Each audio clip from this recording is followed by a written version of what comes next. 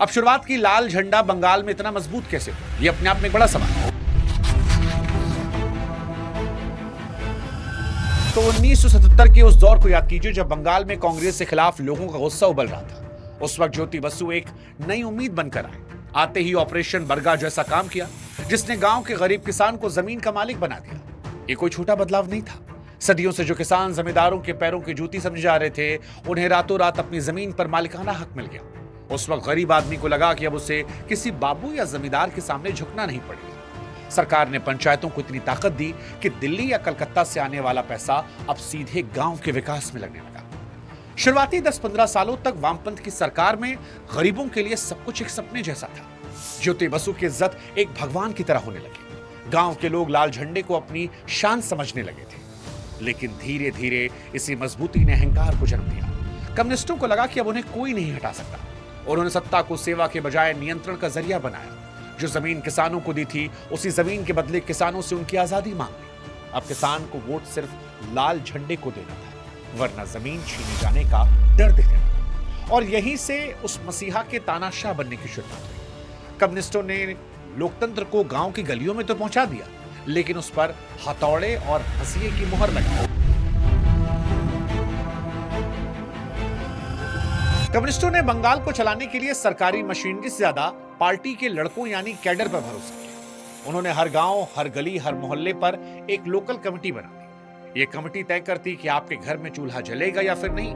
अगर आपको सरकारी राशन चाहिए, बच्चों का स्कूल में दाखिला करवाना और अस्पताल में बेड चाहिए, तो आपको पहले लोकल कमेटी के दफ्तर में जाकर हाजिरी लगानी होगी। ये एक ऐसा जाल था जिसमें पूरा बंगाल फंस गया था। पुलिस थानों में वर्दी तो पुलिस की होती, लेकिन हुक्म पार्टी दफ्तर से आता।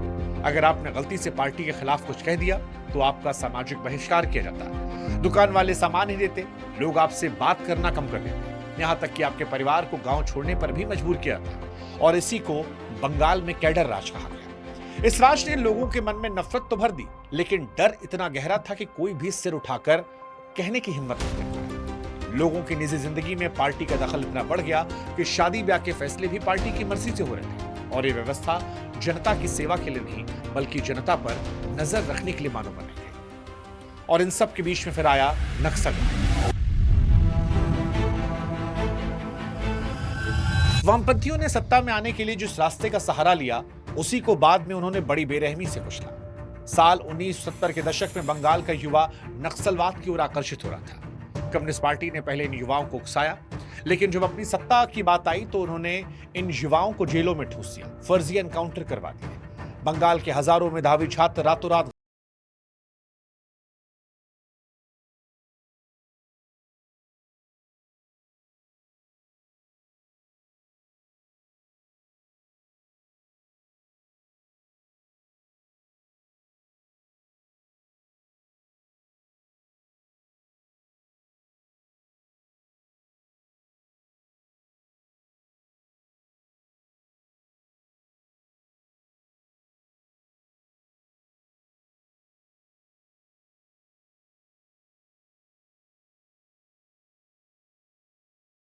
उस ताबूत में आखिरी कील साबित हुआ। दरअसल वामपंथ के पतन की नींव तब और गहरी हुई जब पार्टी ने अपने पैरों में कुल्हाड़ी मारी। साल 1996 में ज्योति बसु के पास देश का प्रधानमंत्री बनने का सुनहरा मौका था। पूरा देश और विपक्षी पार्टियां इसके लिए तैयार थी, लेकिन सीपीएम की केंद्रीय कमेटी ने अपने अहंकार और कट्टर विचारधारा के चक्कर में मना कर दिया। ज्योति बसु ने बाद में से अपनी पार्टी की ऐतिहासिक भूल बताया। जो पार्टी दिल्ली का किला फतेह कर सकती थी, उसने खुद को बंगाल की दीवारों तक कैद कर लिया। इस फैसले ने बंगाल के लोगों को भी निराश किया। उन्हें लगा कि उनकी पार्टी ने एक बंगाली प्रधानमंत्री बनने के मौके गंवा दिए। यहीं से पार्टी के अंदर की वैचारिक कमजोरी और नेतृत्व के संकट की शुरुआत हुई। ज्योति बसु थके हुए थे और पार्टी के पास उनके स्तर का कोई दूसरा नेता नहीं था। कार्यकर्ताओं का जोश ठंडा पड़ रहा था, पार्टी के भीतर गुटबाजी तेज हो रही थी, सत्ता का अहंकार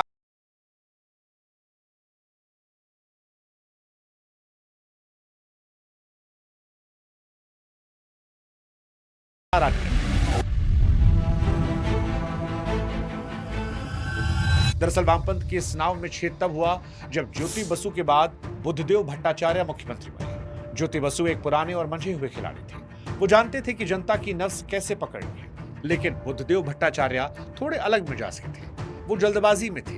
वे बंगाल को रातों रात सिंगापुर बनाना चाहते थे। उन्होंने नारा दिया, डू इट नाउ, यानी जो करना है अभी करो। बुद्धदेव का सपना था कि बंगाल में बड़ी बड़ी कंपनियां आए और फैक्ट्रियां लगने लगी, और इसी के चक्कर में उन्होंने टाटा को सिंगूर में नैनो फैक्ट्री लगाने के लिए बुला लिया। लेकिन बुद्धदेव एक बड़ी बात भूल गए। उनकी सत्ता की असली ताकत वो किसान थे जिनकी जमीन वो छीनकर उद्योगपतियों को देना चाह रहे थे। पार्टी के अंदर भी दो गुट बन गए। पुराने नेता जो जमीन से जुड़े थे वो बुद्धदेव को चेतावनी दे रहे थे कि किसानों को गुस्सा ले डूबेगा, लेकिन बुद्धदेव भट्टाचार्य अपने अहंकार में थे।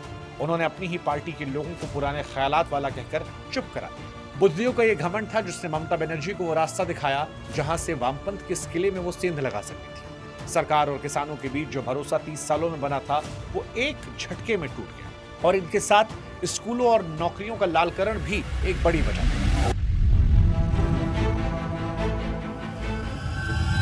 दरअसल बंगाल में एक ऐसा दौर आया जब शिक्षा और योग्यता कोई मोल नहीं रह गया। लोग कहने लगे कि अगर आपको सरकारी नौकरी चाहिए तो किताबों से ज्यादा लाल झंडे की वफादारी जरूरी है। कम्युनिस्टों ने हर विभाग में अपने वफादारों को भर लिया था, चाहे कॉलेज के प्रोफेसर हों, स्कूल के मास्टर या फिर अदालतों के बाबू। हर जगह पार्टी के कैडर बैठे थे। स्कूलों के मास्टर बच्चों को पढ़ाने के बजाय पार्टी के बूथ एजेंट का काम कर रहे थे। अगर आप बहुत प्रतिभाशाली हैं लेकिन पार्टी के साथ नहीं हैं, तो बंगाल में आपके लिए दरवाजे बंद हैं। इस लालकरण की वजह से बंगाल का वो टैलेंटेड नौजवान जो देश का भविष्य बदल सकता था, वो बंगाल को छोड़कर भागने लगा। मेधावी छात्र दिल्ली, मुंबई और विदेशों में जाकर बस गए, क्योंकि उन्हें पता था कि बंगाल में सिर्फ पार्टी के चमचों की तरक्की होती है। यहाँ तक कि किताबों के सिलेबस में भी बदलाव हुआ। बच्चों को मार्क्स और लेनिन के बारे में तो पता था, लेकिन अपने ही राष्ट्र के असली नायकों का इतिहास बंगाल में छूटा गया। शिक्षा के मंदिरों को राजनीति का अखाड़ा बनाया गया, जिससे बंगाल की आने वाली पीढ़ियों का भविष्य अंधकार में जा रहा था। एक समय था जब पूरे भारत के औद्योगिक उत्पादन का 30% हिस्सा के लिए बंगाल से आता था, लेकिन 34 सालों के कम्युनिस्ट राज के बाद यह आंकड़ा गिरकर केवल 3% रह गया। इसका सबसे बड़ा जिम्मेदार घेराव और हड़ताल की संस्कृति और बंगाल का मशहूर बाबू कल्चर। दरअसल कम्युनिस्टों के दौर में सरकारी दफ्तरों में सुस्ती एक नियम बन गई थी। 10 बजे दफ्तर आना, घंटों चाय पीना और 4 बजे निकल जाना।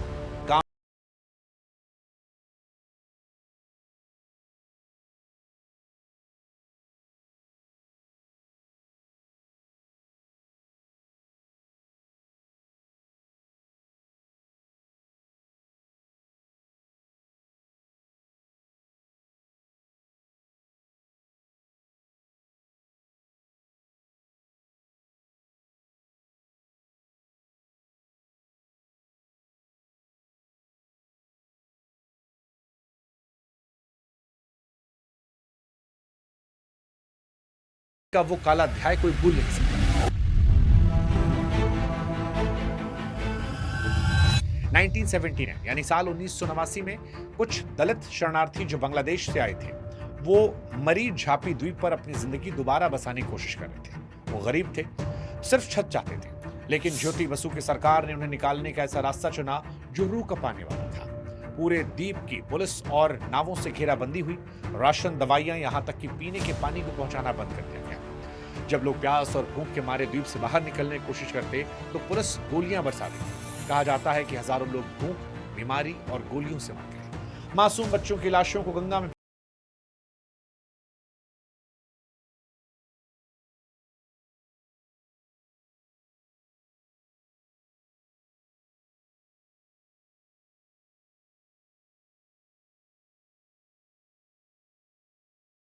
पल भर की देरी नहीं। नंदीग्राम के समय भी कलकत्ता में एक ऐसी ही घटना हुई थी जिसने शहर के पढ़े लिखे मध्यम वर्ग के गुस्से को 7वें आसमान पर पहुंचाया। रिजवानुर रहमान नाम के एक मध्यम वर्गीय मुस्लिम लड़के ने एक बहुत बड़े उद्योगपति की बेटी शादी की। आरोप लगा कि पुलिस ने पार्टी के दबाव में रिजवानुर को मानसिक रूप से प्रताड़ित किया और बाद में उसकी मौत हो गई। इस घटना ने साबित किया कि कम्युनिस्ट सरकार अब केवल आम आदमी की नहीं बल्कि पूंजीपतियों और पावर की गुलामों की सरकार बन गई है। शहर के लोग जो शांत थे वो सड़कों पर आए। मुस्लिम समुदाय जो पहले से ही सच्चा रिपोर्ट से नाराज था, इस घटना के बाद पूरी तरह ममता बनर्जी के साथ खड़ा था।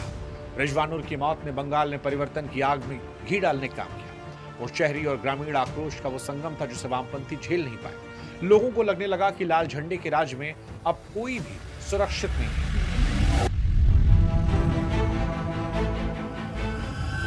बंगाल की संस्कृति और कम्युनिस्टों के बीच जंग भी देखने को मिली। दरअसल बंगाल की जड़ें मां दुर्गा की पूजा, शंख की आवाज, रविंद्र संगीत और स्वामी विवेकानंद के विचारों में बसी है। लेकिन कम्युनिस्टों की विचारधारा नास्तिकता पर थी। उनके लिए धर्म सिर्फ एक अफीम था। उन्होंने धीरे धीरे बंगाल की संस्कृति पर हमला किया। उन्होंने त्योहारों को बुर्जुआ कहना शुरू किया। पूजा पंडालों के बाहर मां दुर्गा की फोटो के बजाय मार्क्स लेनिन के पोस्टर लगने लगे।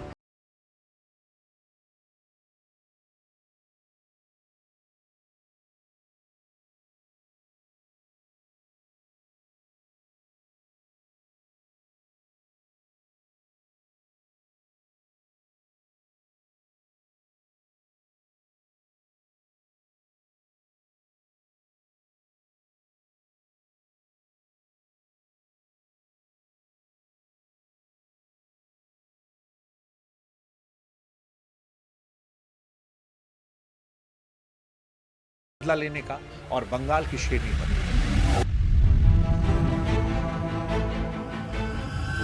ममता बनर्जी कोई महलों से आई नेता नहीं थी। 16 अगस्त 1990 का वो दिन बंगाल के इतिहास में हमेशा याद रखा जाएगा। कोलकाता के हाजरा मोड़ पर ममता एक रैली निकाल रही थी तो सीपीएम के गुंडों ने उनके सिर पर लाठियों से हमला किया। उनका सिर फट गया। हफ्तों तक अस्पताल में मौत से लड़ती रही। उस वक्त उनके सिर पर जो सफेद पट्टी बंधी थी वो बंगाल की जनता के लिए सहानुभूति का सबसे बड़ा प्रतीक बनी।